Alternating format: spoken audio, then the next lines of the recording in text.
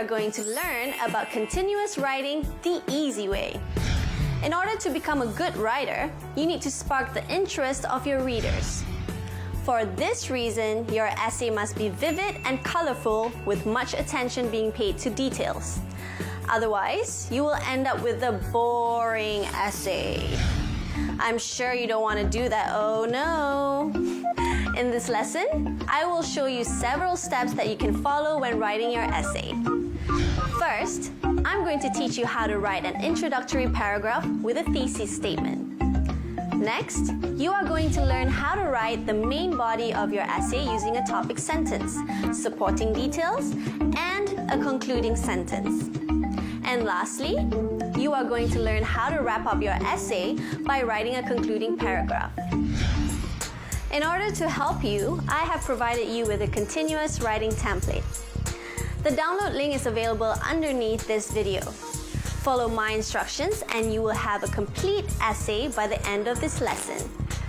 Writing continuous essay is an easy task if you know the right way to do it. So what are we waiting for? Let's begin. The introductory paragraph is the most important part when writing an essay. This is where the readers get the general idea about your essay. Let's look at it this way. If you have to choose between two books with different covers, one has a colorful cover with lots of illustrations, while the other one is plain with just the title. Which one will you choose? Yes, of course you will choose the book with an interesting cover. The same concept applies when writing your introductory paragraph. So, the question is, how do you write an interesting introductory paragraph? Well, that's easy. But first, let's choose a topic for our essay. What should we write? Yes, I got it. Let's write about your best friend. We all have best friends, so this should be really easy. Now that we have a topic for our essay, let's start by writing our introductory paragraph. There are several steps that you can follow when writing your introductory paragraph. First, you can ask yourself questions concerning the topic. For example, I can ask myself, what is the meaning of a best friend? What is the characteristic of a best friend? Why do we need a best friend? Then, you can answer the following questions yourself. For example, what is the meaning of a best friend? A best friend is a person who is close to us. What is the characteristic of a best friend? They are the ones who always share our problems and help us to solve them. A best friend is a person you can depend on in your hour of need. Why do we need a best friend? We need a best friend in our life because no man is an island. Write all your answers in one paragraph and you will get a nice introductory paragraph for your essay. For example, what is the meaning of best friend? A best friend is a person who is close to us. They are someone who always share our problems and help us solve them. A best friend is a person you can depend on in your hour of need. We need a best friend in our life because no man is an island. And that is how you write an introductory paragraph for a continuous essay. Isn't this easy? Now, why don't you pick a different topic and write your own introductory paragraph using the template that I have provided. Now we are going to learn how to write a thesis statement. A good introductory paragraph should be summed up with the thesis statement. A thesis statement is the last sentence in the introductory paragraph. It contains the topic of the essay and three main ideas that you would like to focus in your essay. Having a thesis statement is important because it gives readers a general idea about the things that you are going to write in your essay. Our main topic for this essay is best friend. Now ask yourself, what are the qualities that make this person your best friend? Well, my best friend is caring, responsible, and funny.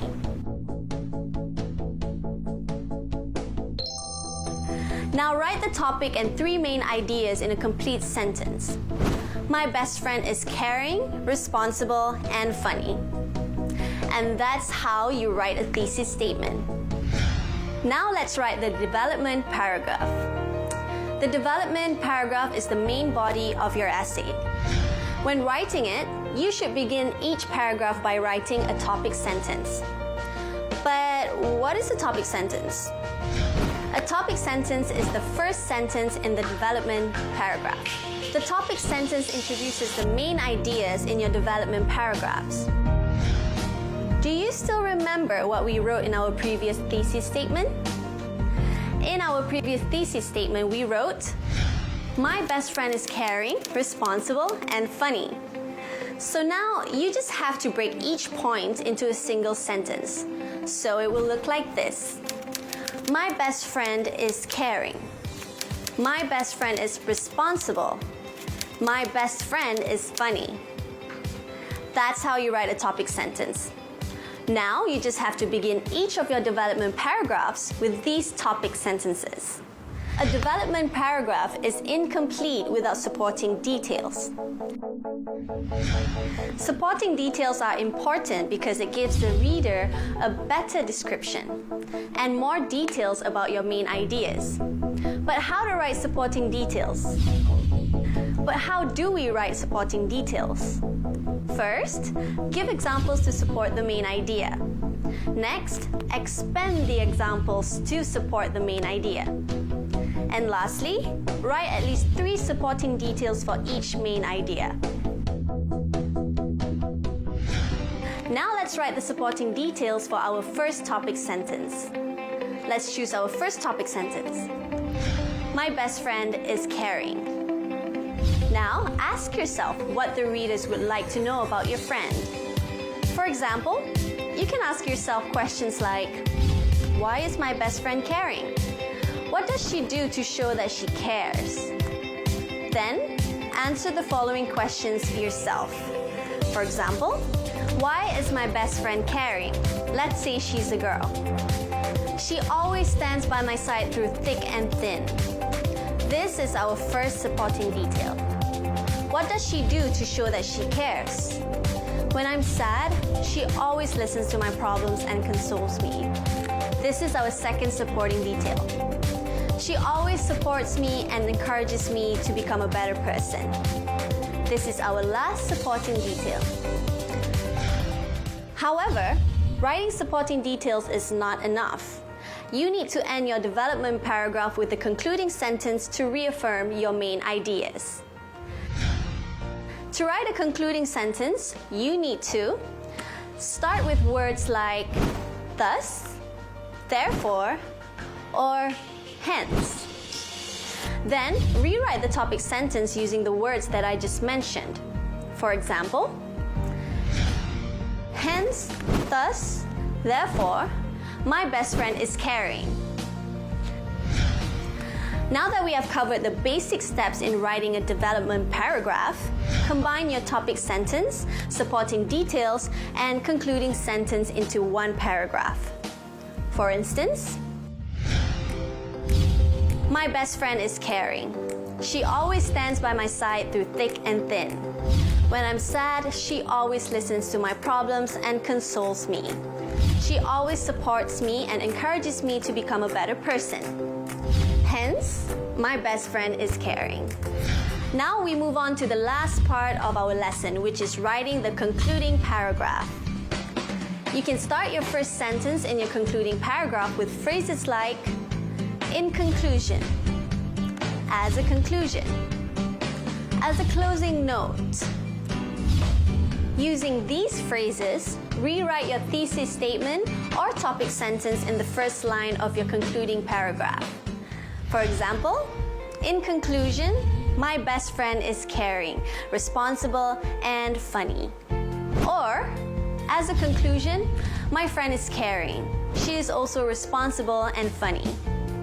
Lastly, write any hopes, advices, or wishes concerning the topic as your feedback. For example, you can write about your hope like this. I hope she will be my best friend forever. You can also end your essay with an advice like this. Take good care of your best friend and she will take good care of you. Or express a wish for something like, I wish everyone will have a best friend like my best friend. Combine all of these sentences together and you will have a good concluding paragraph. For instance, in conclusion, my best friend is caring, responsible, and funny. I hope she will be my best friend forever. Take good care of your best friend and she will take good care of you. And that's how you write continuous writing the easy way. I hope you won't have any problems when writing a continuous essay in the future. It was fun sharing my writing tips with you. Till next time, bye!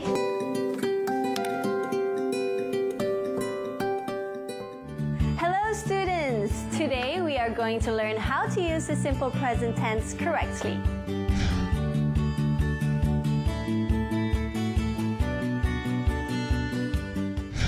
English language is unique because the verb is always affected by time or when the action has taken place.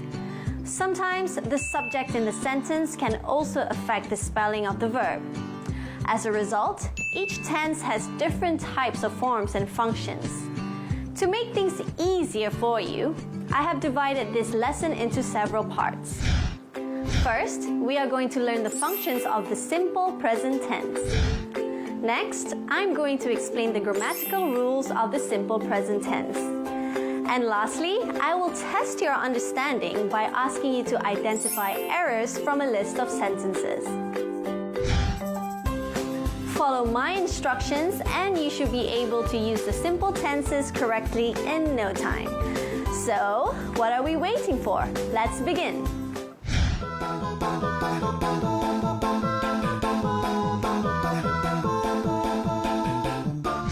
The simple present tense has two functions. First, we use the simple present tense to state a general truth or fact. For example, the sun rises in the east. This is a fact that we see every morning when we wake up from sleep.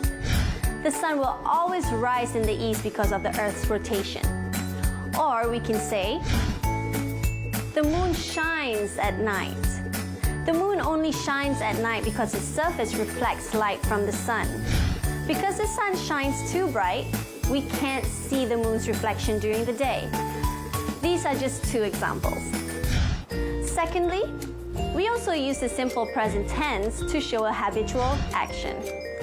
This can be an action that we do regularly or a habit. For instance, he drives to work every morning. This means that this person drives his car to work at least 5 days a week. He does not use other types of transportation to get to work except by his car. Hence, it is a habit. Or we can say, we wear baju Melayu to school every Friday. This means that the students regularly wear baju Melayu to school on that day of the week. It is something that they do often. Hence, this too is a habit. Simple, isn't it? I already gave you two examples to show how the simple present tense can be used to show a habitual action. Can you think of any other examples of habit in your life? It could be something that you do every day or every week. Next, I'm going to show you how to write a correct sentence when you are using the simple present tense.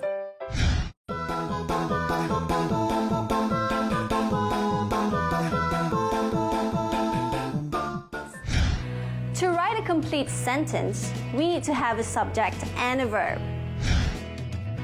The subject is the doer of an action. A subject can either be a noun or a pronoun. A verb, on the other hand, is an action that has taken place in an event. The subject can also be divided into two types, which are singular subject and plural subject. A singular subject means that there is only one person involved in the action, while a plural subject means that there is more than one person involved in the action. The subject plays an important role when we are using the simple present tense in a sentence. This is because the verb is always affected by the subject. Let's look at these examples to have a clearer picture about this rule. First, let's choose the subject for our sentence. Let's start with singular subject. We can choose the boy as a subject. We know it is a singular subject because we didn't add an S to the end of the noun. We can also use singular pronouns like he or she. Or we can use proper nouns like Ali or Rachel. For the plural subject, we can choose the boys as the subject. We know it's plural because we add S to the end of the noun. We can also use plural pronouns like we or they. Or we can combine our proper nouns into Ali and Rachel. Now we have to pick a verb to complete our sentence. Let's choose the verb walk. Now watch closely. If the subject is singular, we add an S to the end of our verb. However, if the subject is plural, we don't add S to the end of our verb. But we're not done yet. The boy walks. Ali and Rachel walk. Something is missing here. We have to add a little bit of detail to say where the subjects are going. So, let's complete our sentence by adding more information to this sentence. For example, the boy walks to school every day. Or we can write, Ali and Rachel walk to the park every evening. And that's how you write correct sentences using the simple present tense. Well, isn't it easy?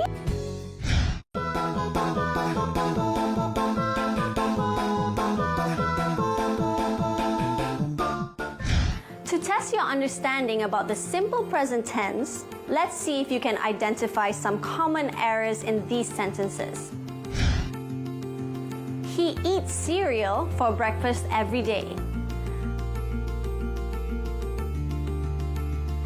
Mamat and Ravi goes fishing at the lake every weekend.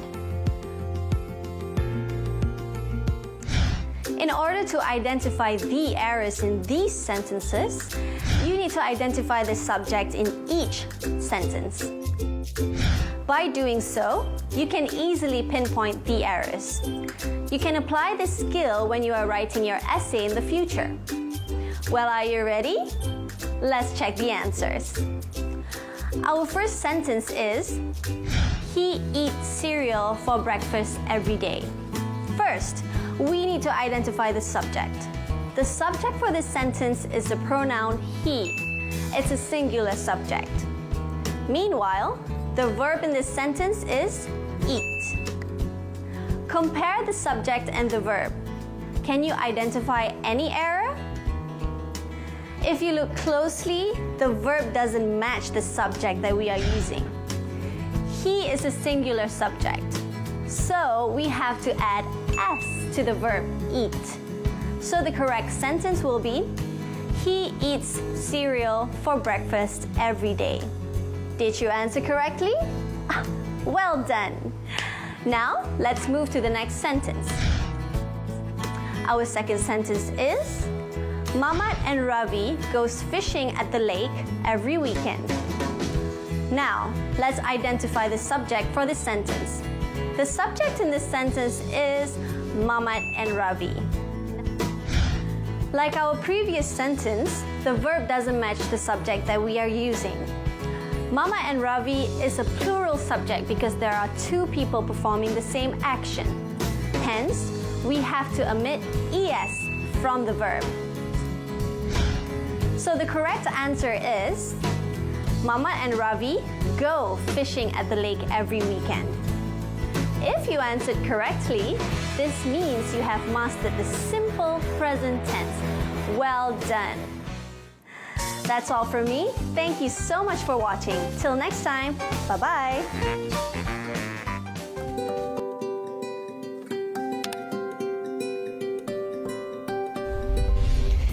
students, let's learn English together.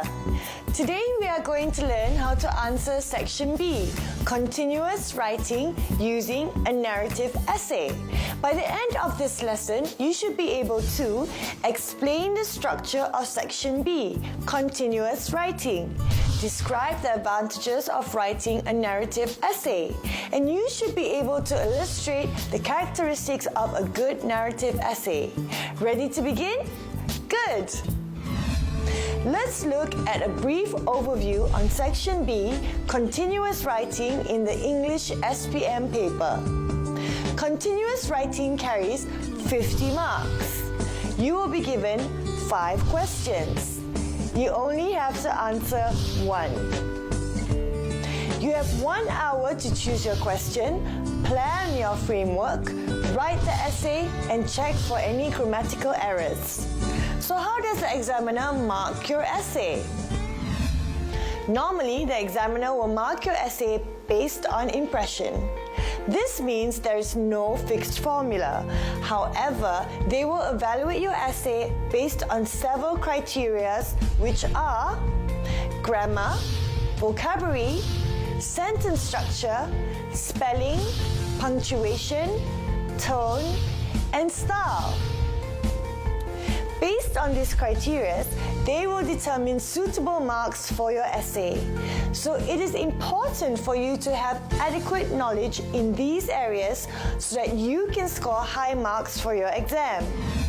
In this lesson, we will specifically focus on how to answer Section B using a narrative essay, as it commonly appears in the SPM. Before we begin, let's explore the frequency of narrative essays appearing in Section B. We will specifically focus on questions from 2010 to 2014. In 2010, students were required to write a story beginning with, "It had been raining all day." In 2011, students were required to write a story that ends with, "They looked at each other and smiled meaningfully." In 2012, students were required to write a story beginning with, "The teacher walked into the classroom. It was the first period." In 2013, students were required to write a story that ends with, "And so I became a better person." And in 2014, students were required to write a story about a fisherman beginning with, "The wind blew strongly, out at sea."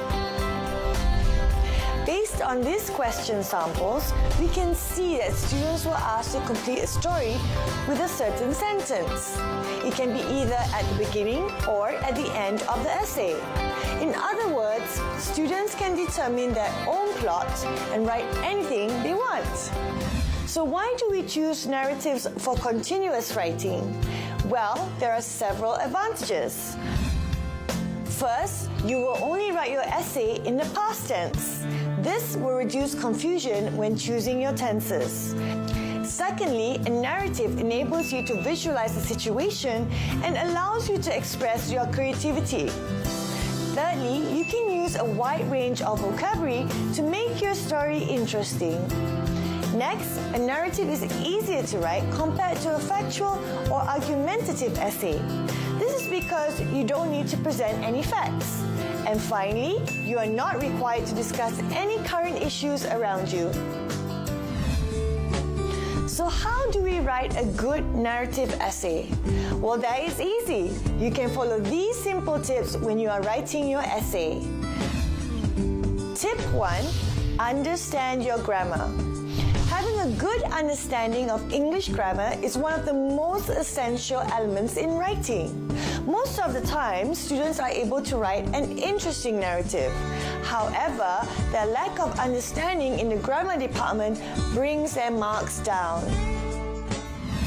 As I have mentioned earlier, we use the past tense when we write a narrative essay. When we use the past tense, we normally add d, ed, and IED to the end of the verbs. For example, smile will become smiled. Walk will become walked. Fry will become fried.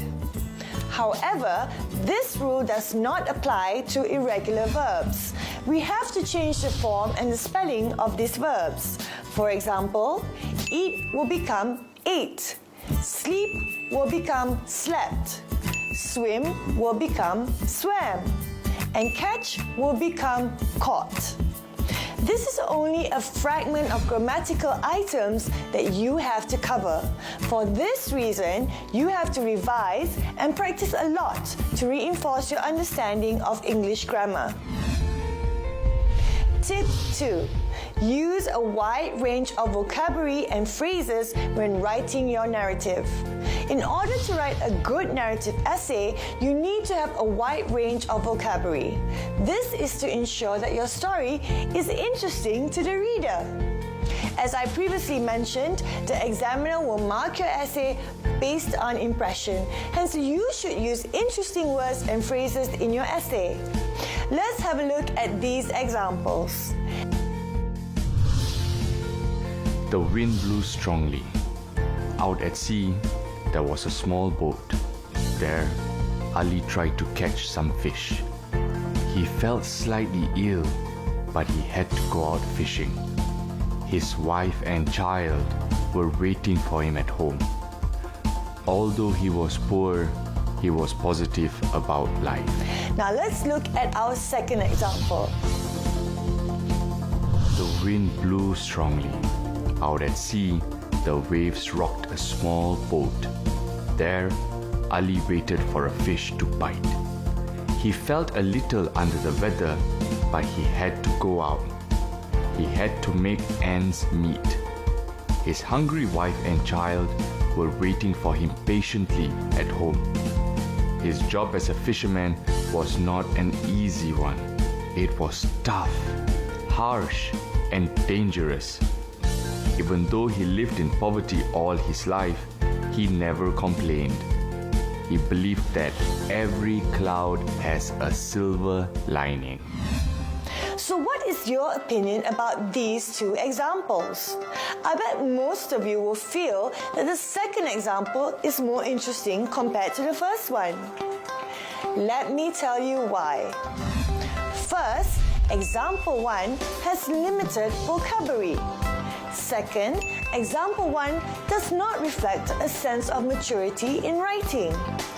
Thirdly, the descriptions used in example 1 are lacking in detail. In contrast, example 2 vividly describes the life of the fisherman with appropriate use of vocabulary. Lastly, we can see the use of various adjectives and idiomatic expressions in example 2. This adds color to the story. So how can you make your essay more interesting? Well, that's easy. You can substitute common words and phrases with other words that have the same meaning. For example, the word poor can be replaced by words like destitute, impoverished, penniless, and living in poverty. A thesaurus may be handy in this situation. If you don't have one, use the internet to your advantage. There are many websites that you can use to find words with the same meaning. Next, you must include at least 2 idiomatic expressions in your essay. In example 2, the writer used 3 idiomatic expressions, which are make ends meet, which means to earn enough money to live, under the weather, which means feeling slightly ill, and every cloud has a silver lining, which means to be optimistic. If possible, try to add 1 idiomatic expression in each of your paragraphs. This will make your essay more interesting and colorful. In addition, it gives the impression to the marker that you have a good command of English. Tip 3. Use plot structure in your narrative. In order to make your essay interesting, you can use plot structure. It is also known as dramatic structure. You might be familiar with this concept as it is always highlighted in your literature component. So how do you use plot structure in your essay? First, begin your essay with an exposition.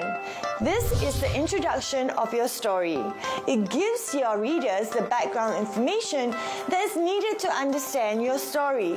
This information can include an introduction to your characters, settings, and so forth. Then, continue your essay with a rising action. Rising action consists of events that lead up to the climax. Next, add climax to your story. The climax is considered the highest point or the most exciting part of the story. This is where all the rising action and conflict that has been building up to the story finally reaches the peak. It is usually the moment of greatest danger or decision making for the main character. Then move on to your falling action. The falling action deals with events which occur right after the climax. These events are usually the after effects of the climax. Finally, wrap up your story with a resolution. This marks the end of the falling action and the conclusion to the story. It can also be the end of the plot that reveals the final outcome of its conflicts or the solution of its mysteries. And this is how you write a good narrative essay. These are elements you have to consider when you write your narrative essay. Number 1, give a proper title to your essay. This means that the title must be relevant to the plot. If you are writing about a fisherman, you can use these following suggestions. For example, A Day at Sea, The Life of a Fisherman, or Ali the Fisherman. Number 2, remember that you only have 1 hour to write your essay. Good time management is a key to successful writing, so plan your time wisely. Number 3, your essay should be around 350. Don't write any longer than this. The longer you write, the more mistakes you will make. Number 4, include a dialogue in your essay. For instance, you can write, Ali said to himself, "Where are all the fish? I can't go home empty-handed." This is to show that you have sufficient knowledge of punctuation, and that is a very good skill to have.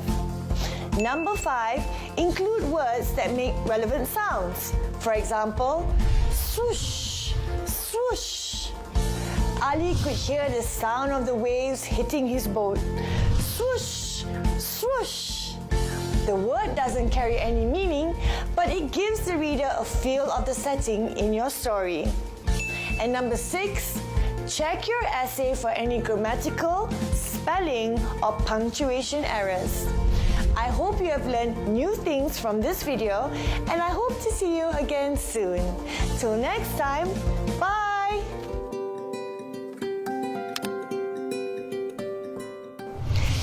Students, let's learn English together. Today, we are going to learn how to use the past continuous tense correctly. When using past continuous tense, many students get confused by the use of the verb be, such as was and were. Sometimes they also forget to add the present participle ing to the main verb that they are using. In this episode, we will look into the important elements when using the past continuous tense. By the end of this lesson, you should be able to describe what the past continuous tense is, illustrate the functions of the past continuous tense, and lastly, you should be able to explain the grammatical rules when using the past continuous tense. Past continuous tense indicates a continuing action. It can be something that has happened or is still happening at some point in the past. The past continuous tense is also known as the past progressive tense. This tense is formed with the verb be in the past tense plus the present participle of the main verb. For those who don't know, the present participle is the base word plus, ing. For instance, sing will become singing, sleep will become sleeping, while bake will become baking. To have a clearer understanding of this rule, let's look at this example. Sarah was taking a shower. In this sentence, the verb be is was, while the word taking is the present participle for the verb take. This tells us that the action has taken place in the past. There are several situations where we can use the past continuous tense. First, we use the past continuous to talk about an action or an event that has taken place at a precise time in the past. This means that the action took place before that particular time and it went on for a short while after that.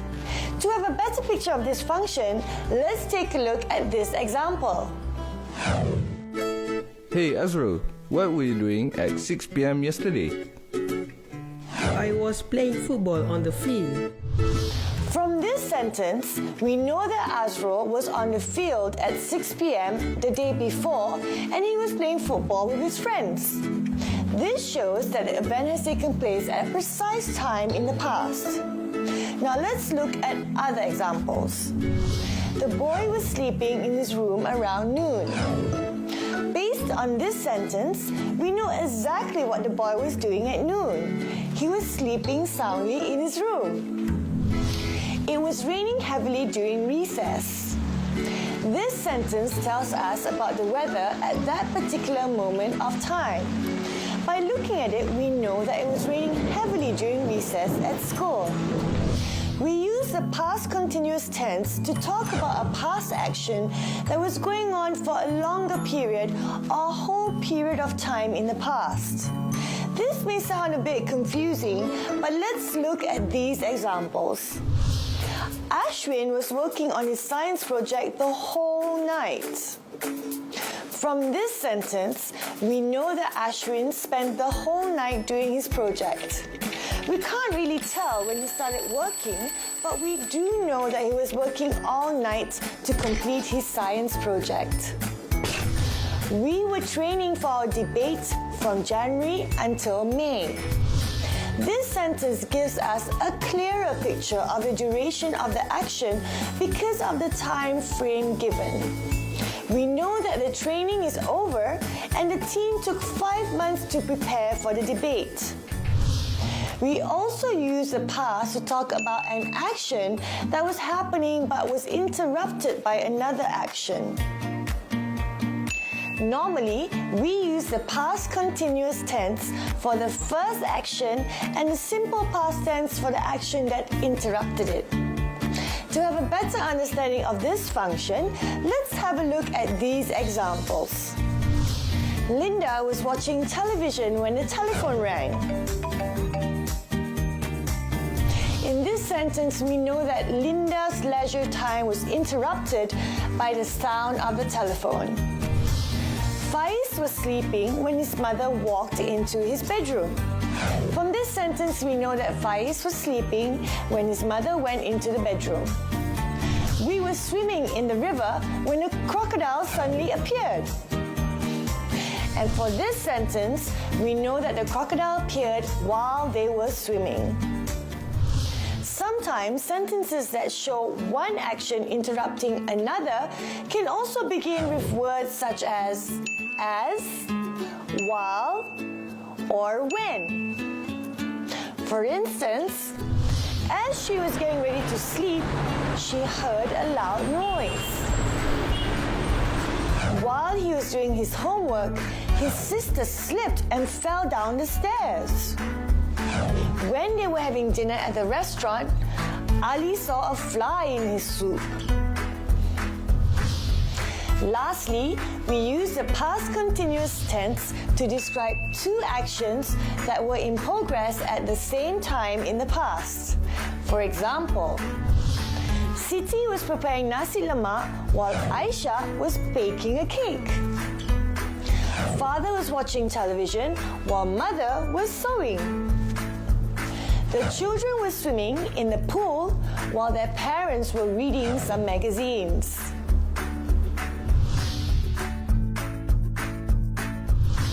As previously mentioned in our introduction, we form the past continuous tense with the past tense of the verb be and the ing form of the main verb.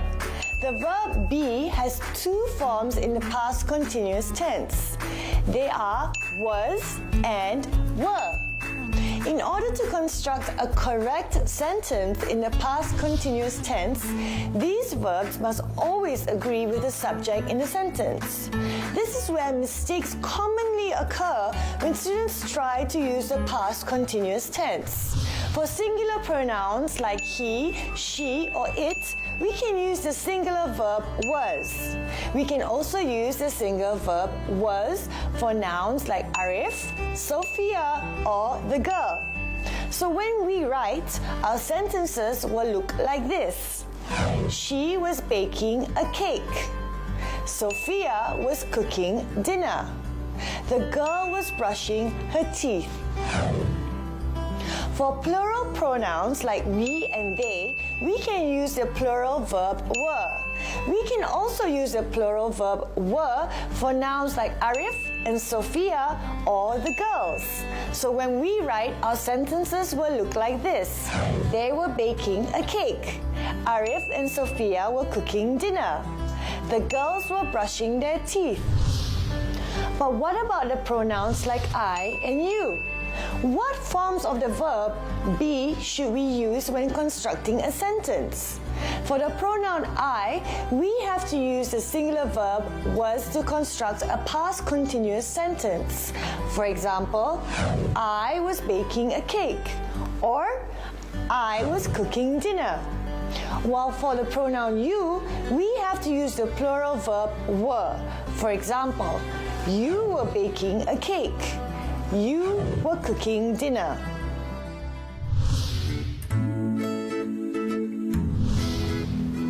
To test your understanding of the grammatical rules for the past continuous tense, let's identify some errors from these sentences. The sentences are he will cry all night and you was helping your father. Write these sentences in your notebook and try to identify all the errors in these sentences. You can pause the video until you have completed this exercise.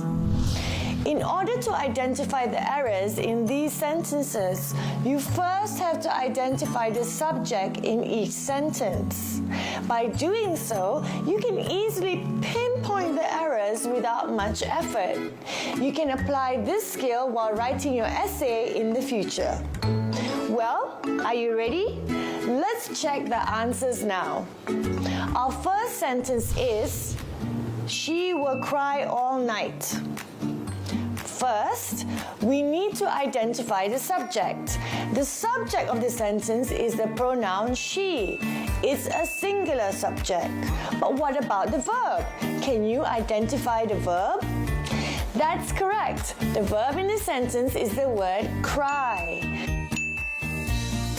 Now, try to compare the subject and the verb be. Can you identify the error?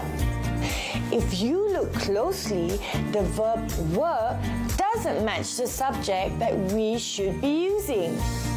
She is a singular subject, so instead of using were, we have to replace the verb with was.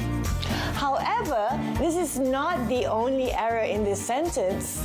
Can you identify the second error? Correct.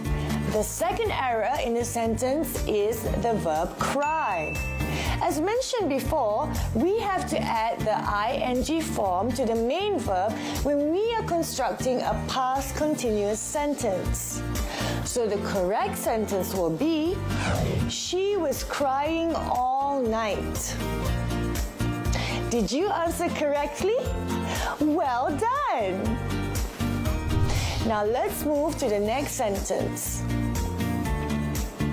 Our second sentence is, You was helping your father. Before we begin, let's identify the subject in this sentence. The subject in this sentence is the pronoun you. But what about the verb in this sentence? Can you identify it? That's correct. The verb be in this sentence is the word was. Now try to compare the subject and the verb be in this sentence. Can you identify any errors? That's right. If you look closely, the verb was does not match the subject that we should be using. But why? Even though the word you acts as a singular subject in this sentence, it is very special. It doesn't follow the same grammatical rule like the other pronouns. So instead of using was, we have to use were. So the correct answer will be you were helping your father. If you answered correctly, then it means you have mastered the present continuous tense. Good job! I hope you have learned new things from this video, and I hope to see you again soon. Till next time, bye!